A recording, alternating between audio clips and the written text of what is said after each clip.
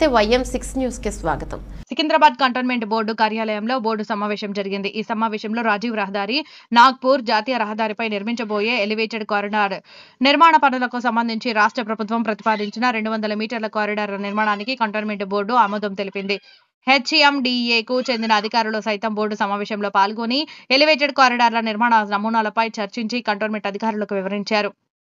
ఇప్పటికే రక్షణ శాఖ ఎలివేటెడ్ కారిడార్ల నిర్మాణానికి స్థలాన్ని కేటాయించిందని, ప్రైవేటు స్థలాలను కుదించే అవకాశం లేదని స్పష్టం చేశారు.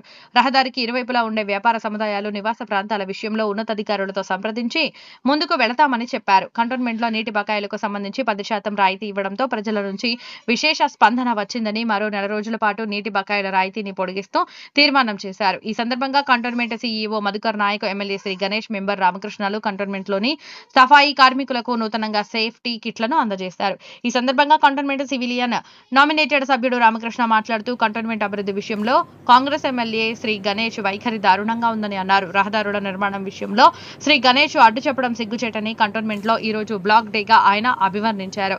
కంటోన్మెంట్ ఎమ్మెల్యే శ్రీ గణేష్ అవగాహన రాహిత్యంగా మాట్లాడుతున్నారని, తక్షణమే రాజకీయ శిక్షణ తరగతులకు హాజరు కావాల్సిన అవసరం ఎంతైనా ఉందని, దీనికి సంబంధించి అసెంబ్లీ స్పీకర్ కు లేఖ రాస్తానని అన్నారు.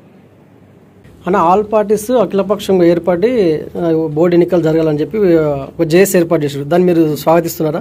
చాలా లేట్గా చేసిండ్రు. ఇది 3 years ముందే చేయాల్సింది. ఇప్పటికైనా వాళ్ళు మేల్కొన్నందుకు నేను వాళ్ళందరికీ అభినందన తెలుపుతున్నా. మేము కూడా తప్పకుండా దాంట్లో ప్రయత్నం చేస్తాం. రోడ్లనే వద్దనే నా 25 years యాక్టివ్ పొలిటికల్ కెరియర్ లా ఫస్ట్ టైం ఒక ఎలక్టెడ్ రిప్రజెంటేటివ్ చెప్తున్నాడు. ఆ ఘనత కాంగ్రెస్ పార్టీకే చెంది. ఈరోజు కాంగ్రెస్ పార్టీ ఒక దొంగ వైఖరి మళ్ళొకసారి బయటపడ్డది.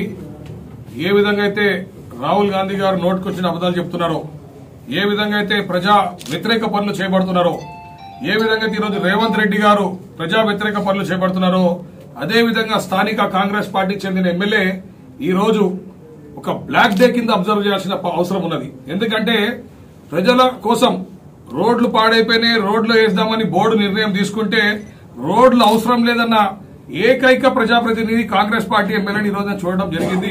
మరి చాలా బాధాకరం.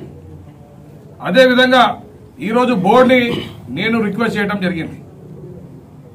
ఎవరైతే కొత్తగా వస్తారో బోర్డుకి స్పెషల్ ఇన్విటేషన్ కానివ్వండి, మెంబర్లు కానివ్వండి, ఎవరైనా కానివ్వండి, మరి ఈరోజు బోర్డుకి మేము స్పీకర్ గారికి, అంటే తెలంగాణ రాష్ట్ర స్పీకర్ గారికి రాసి మీ ఎమ్మెల్యే గారిని పంపించండి, ఆయనకి బోర్డు విధి విధానాల్లో ఒక ఓరియంటేషన్ క్లాసెస్ ఇస్తామని మేము రాద్దామని నిర్ణయం తీసుకున్నాం. ఎందుకంటే ప్రతిసారి తెలిసి తెలియక అనేక డౌట్లు, పోనీ రాహుల్ గాంధీ లెక్కన ఈయన కూడా నీ సొంత డౌట్లు అయితే సంతోషం, ఎవరో కాగితం రాసిచ్చి, ఎవరో వచ్చిరాని భాషలో రాసిచ్చి తెలిసి తెలియని సబ్జెక్ట్ తెలిసిస్తే దాన్ని తీసుకొచ్చి ఏదైతే ప్రజా వేదిక మీద మీకు తెలియకుండా దాన్ని ప్రవేశపెట్టడం చాలా బాధాకరం. మరి తప్పకుండా ఈ 2 నిర్ణయాలు మటుకు ఈరోజు ఒకటి బ్లాక్ డే కింద తీసుకోవాలి. ఎందుకంటే కాంగ్రెస్ పార్టీ ఒక దొంగ వైఖరి బయటపడ్డదు.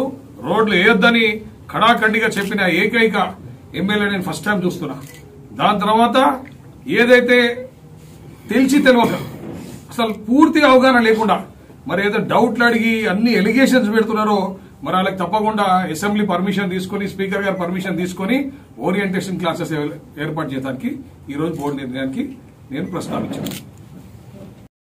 రేవంత్ రెడ్డి గారు ఏ విధంగా అయితే హైడ్రా, ఏ విధంగా అయితే మూసీ ప్రక్షాళన అంటున్నారో, అదేవిధంగా ఒక ఫ్యాన్సీ ఫిగర్ తోని కంటోన్మెంట్ ప్రజలపై అక్కసుతో ఈ విధంగా సంబంధం లేని, ఒక పొంతన లేని ఒక ప్రతిపాదన తీసుకొచ్చి మా మీద రుద్దనికి చేస్తున్నారో తప్పకుండా దాన్ని వ్యతిరేకిస్తున్నాము. రోడ్ వైండింగ్ జరగాలి, 100% జరగాలి. కానీ ఏదైతే టెక్నికల్ గా ఫీజిబుల్ ఉందో, వాళ్ళ ఇంజనీర్ దగ్గర ఒక్క ఆన్సర్ లేదు. అంటే కేవలం మా కంటోన్మెంట్ ఏరియాలోనే 200 ఫీట్లు చేస్తారు, మిగతా సిటీ అంతా 40 ఫీట్లు, 50 ఫీట్లు, హైయెస్ట్ 60 ఫీట్లు ఉంది. అంటే పోనీ డబుల్ తీసుకున్న 120 అంటే 40 మీటర్స్ వరకు సరిపోయే దాన్ని వీళ్ళేదో ఒక ఫ్యాన్సీ అంట, ఒక సైడ్ వాక్ అంట, సైడ్ వాక్ పక్కన ఇంకో సైడ్ వాక్ అంట, దాని పక్కన ఇంకో ఏదో అంట, ఆన్సర్ లేకుండా చెప్పడం మా చరిత్రలో ఎప్పుడు ఇల్లేదు. మరి రేవంత్ రెడ్డి గారు ప్రతి ఒక్కటి కూడా ఈ విధంగా చేయడం చాలా బాధాకరం. ఆయన ఇక్కడ ప్రజల కోసం ఆలోచన చేసి తప్పకుండా దీన్ని ఇంకొకసారి చేయాలని అయిందో. అప్పుడు 225 ఉండే, అదేవిధంగా కాలేజ్ కి 450 ఉండే. ఈ 225 అందరినీ కూడా ఒకటే కేటగిరీకి తీసుకొచ్చి వాళ్ళందరూ కూడా వేవ్ ఆఫ్ చేసి చేయాలని మేము రిక్వెస్ట్ చేస్తున్నాము.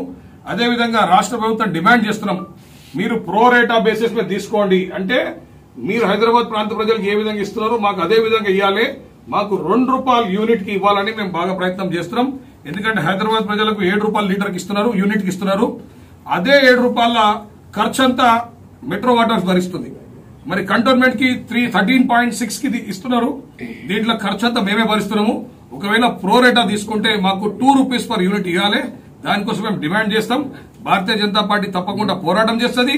ప్రతి ఒక్క కంటోన్మెంట్ రెసిడెంట్ కి రోజు ఇచ్చేదాకా మా పోరాటం ఆగదు. మీరందరూ కూడా గమనిస్తున్నారు, మీరే సాక్ష్యం. గత 4-5 ఇయర్స్ గా మేము ఈ వాటర్ మీద ఉద్యమం చేస్తడం జరుగుతుంది. కోర్టుకి పోయినాము, ఫ్రీ వాటర్ సాధించుకున్నాము, వాటర్ క్వాంటిటీస్ పెంచిపిస్తున్నాము, వాటర్ మీద పూర్తి అవగాహన ప్రజలకు తీసుకొచ్చినాము. అదే విధంగా అంటే ఎంత అవగాహన తీసుకొచ్చినామంటే ప్రజలు తిరుగుబాటు చేయడానికి రెడీ ఉన్నారు. స్టేట్ గవర్నమెంట్ మీద కానీ, స్టేట్ గవర్నమెంట్ సంబంధించిన ఎమ్మెల్యేల మీద కానీ అంత చైతన్యం భారతీయ జనతా పార్టీ ప్రజలను తీసుకొచ్చింది. తప్పకుండా ఈ 2 కూడా అంటే ఫుల్ క్వాంటిటీస్ వచ్చేదాకా, రేటు దిగేదాకా, స్లమ్లలో పూర్తి బకాయిలు మాఫ్ అయ్యేదాకా బీజేపీ ఊరుకోదు, తప్పకుండా పోరాడుతుంది, ప్రయత్నం చేస్తుంది. మా స్టాండ్ కూడా ఎన్నికలు పెట్టాలి. ఎందుకంటే ఇక్కడ కాషాయం జెండా ఎగరాలని మాకు చాలా గట్టిగా తపన ఉంది. తప్పకుండా ఎన్నికలు పెట్టిస్తాము. ఎవరైతే కొత్త ఉరుకులాడుతారో వాళ్ళందరూ కూడా భారతీయ జనతా పార్టీ ఎంత చూడతారు. ఇమ్మీడియట్ ఇన్స్టెంట్ గా పెట్టడానికి మేము కూడా ప్రయత్నం చేస్తాం. వాస్తవం అది ప్రెస్ గా చెప్తున్నాయి కదా, 100% బీజేపీ స్టాండ్ ఎన్నికలు పెట్టాలని. ఎస్, కానీ గవర్నమెంట్ 3 స్టెప్స్ ఒకటేసారి తీసుకుంది. ఒకటి మర్జర్ కోసం ప్రయత్నం చేస్తుంది. రెండోది కొత్త యాక్ట్ తీసుకొచ్చి మరింత డెమోక్రటిక్ గా, మరింత బెటర్ గా పబ్లిక్ కి సర్వీసెస్ తీసుకురావాలి. వైస్ ప్రెసిడెంట్ ఎన్నికలు డైరెక్ట్ జరగాలని ఇంకొక అమెండ్మెంట్ ఉంది. అన్నిటి కోసం వెయిట్ చేసి ప్రొసీజర్ వైజ్ అంటే మీరు 2002 నుంచి 2008 దాకా తీసుకోండి. కాంగ్రెస్ ప్రభుత్వము అధికారం ఉండే సెంట్రల్లో, నాకు తెలిసి స్టేట్లో కూడా కొన్ని స్టేట్లలో, ఎక్కువ స్టేట్లలో వాళ్ళే ఉండే. మరి వాళ్ళు 6 ఇయర్స్ తీసుకున్నారు. కొంతమంది వ్యక్తిగత కారణాల వల్ల తీసుకొచ్చిందా, లేదు నిజంగా జనం అవసరమా, లేదు నిజంగా చుట్టుపక్కల ప్రాంతాలకు అవసరమా అని ఈ యొక్క డైలమాల గవర్నమెంట్ ఉంది. ఇది ఒక విచిత్రమైన పరిస్థితి. ముందుకు పోలేము, వెనుక రాలేము, ఇక్కడ ఉండలేము కూడా. కొన్ని ముందుకు పోలేమంటే ఆడ ఉండొచ్చు, ఇంకా పోలేమంటే ఆడనే ఉండొచ్చు, ఇక్కడ ఉండలేని పరిస్థితి కూడా ఉంది. సో తప్పకుండా గవర్నమెంట్ డెఫినెట్ గా మంచి నిర్ణయం తీసుకుంటుంది. మీ అందరూ కూడా వేచి చూస్తారు. అన్న, ఆల్ పార్టీస్ అఖిలపక్షంగా ఏర్పడి బోర్డు ఎన్నికలు జరగాలని చెప్పి ఒక జేఏసీ ఏర్పాటు చేశారు. దాన్ని మీరు స్వాగతిస్తున్నారా? చాలా లేట్ గా చేసిండ్రు. ఇది 3 ఇయర్స్ ముందే చేయాల్సింది. ఇప్పటికైనా వాళ్ళు మేల్కొన్నందుకు నేను వాళ్ళందరికీ అభినందన తెలుపుతున్నా. మేము కూడా తప్పకుండా దాంట్లో ప్రయత్నం చేస్తాం. అందరూ పిలిస్తే తప్పకుండా ప్రయత్నం చేస్తాం. కానీ సంతోషం, లేట్ అయినా లేటెస్ట్ గా మేల్కొన్నారు. భారతీయ జనతా పార్టీ కార్యకర్తలు కట్టుబడి ఉన్నారు. ఒకరో ఇద్దరు విషయం తెలియదు. ఈ రోజు మా స్ట్రెంగ్త్ అనేక టైమ్స్ పెరుగుతుంది. అంటే గతంలో భారతీయ జనతా పార్టీ, మీరు తెలంగాణ, యావత్ తెలంగాణ తీసుకోండి, మొన్న మా మెంబర్షిప్ డ్రైవ్ తీసుకోండి. భారతీయ జనతా పార్టీ నెక్స్ట్ తప్పకుండా తెలంగాణలో కాషాయం జెండా గోల్కొండ కిల మీద ఎగిరేయటం ఖాయం. ఆ దిశలో నడుస్తున్నాం. ఒకరిద్దరు వాళ్ళ స్వార్థం రాజకీయం కోసం గానీ, వ్యక్తిగత లాభాల కోసం చేస్తే మటుకు చేసేది లేదు. ఒక్కరు పోతే 1000 మంది జాయిన్ గానికి రెడీ ఉన్నారు. ఏ వార్డు నుంచి పోయినా, మా లోకల్లో ఏ వార్డు నుంచి పోయినా అదే వార్డు నుంచి అంతే ప్రాముఖ్యత లీడర్లు కూడా రెడీ ఉన్నారు. తప్పకుండా భారతీయ జనతా పార్టీ ఇక్కడ మటుకు నెక్స్ట్ ఎమ్మెల్యే గెలుస్తాము. అదేవిధంగా తెలంగాణలో కాషాయం జెండా ఎగరడం ఖాయం. Bharatiya Janata party government form కావడం కూడా ఖాయం. కూడా నేను మీడియా త్రూగా ఒక చిన్న అవగాహన చెప్దాం అనుకుంటున్నా. సెంట్రల్ గవర్నమెంట్ బాకీ లేదు. సెంట్రల్ గవర్నమెంట్ డబ్బులు రెగ్యులర్ ఇస్తూనే ఉంది. ఇన్ఫాక్ట్ మనకి ఇచ్చిన అలాట్మెంట్ లో స్టేట్ గవర్నమెంట్ కొన్ని పైసలు వాడుకుని ఇంకా తక్కువ ఇస్తుంది. కానీ సర్వీస్ ఛార్జెస్ అనే అంశం ఆర్మీ దగ్గర ఉంది. మరి అన్ని విషయాలు మేమే కొట్లాడితే, అన్ని విషయాలు మేమే పోరాటం చేస్తే ఇంతమంది అపోజిషన్ ఉన్నారు, అనేక వ్యూస్ తో ఉన్నారు, అనేక పార్టీలతో ఉన్నారు, అనేక అభిప్రాయాలతో ఉన్నారు. మరి వాళ్ళందరూ ఏం చేయాలి? ఇంతకాలం బీజేపీ కొట్లాడాలా? మరి అడుగుతున్నారు, మరి పోరాటం చేయండి. అప్పుడు పోరాటం చేసిన ప్రతిభ మీరు గుర్తిస్తారు. అరే పోరాటం ఎంత కష్టమా, ఎంత ఈజీయా మీకు కూడా తెలిసి వస్తుంది. పోరాటం చేయండి. అన్ని మేమే చేస్తాం, మరి మీరేం చేస్తారు? అంటే కేంద్రంలో మీ ప్రభుత్వం అవునా? ఇప్పుడు రాష్ట్రంలో మా ప్రభుత్వం ఉండేనా? కేసీఆర్ మెడల్ ఉంచినాము. ఇప్పుడు రేవంత్ రెడ్డి మీద పోరాడి మా పైసలు మేము తెచ్చుకున్నాం. మరి ఆ ఒక పోరాట ప్రతిభ ఉండాలి అందరికి. కొట్లాడటానికి చిత్తశుద్ధి ఉండాలా, ఆ పార్టీ కమిట్మెంట్ ఉండాలా, ఆ పార్టీ రైట్ పాత్ లో ఉండాలా. ఇవన్నీ ఉండాలా. గవర్నమెంట్ మీద కేసు వేసుడు అంటే తెల్లారి గవర్నమెంట్ యంత్రాంగం అంతా మన చుట్టూ తిరుగుతుంది. తెల్లారి ఇవన్నీ తట్టుకునే కెపాసిటీ ఉండాలా పార్టీకి. ఆ కెపాసిటీ ఉన్నోడు మాట్లాడాలా. నీకు డే మొత్తం అన్ని లూప్ హోల్సే ఉన్నాయి. నీకు అన్ని లూప్ హోల్సే నువ్వు ఏం మాట్లాడగలుగుతావు. కమిట్మెంట్ ఉండాలి. ఆ పార్టీకి కానీ ఆ లీడర్ కానీ ఆ ఒక కార్యకర్తలు కానీ కమిట్మెంట్ ఉండాలా. ఎస్ నేను సాధిస్తా, దీనికోసం ఏమైతే అయిందని. భారతీయ జనతా పార్టీలో ఒక బలిదాన్ దివసం పెడతాం. మా నాయకులు అదే విధంగా ట్రైనింగ్ ఇచ్చారు, మేము అదే పాటలో నడుస్తున్నాం. ఈ రోజు మీరు చూడండి, రాహుల్ గాంధీ గారు, రేవంత్ రెడ్డి గారు, ఇక్కడ స్థానిక ఎమ్మెల్యే ముగ్గురు ఒకటే తీరు ప్రజా వ్యతిరేక పనులే చేస్తున్నారు.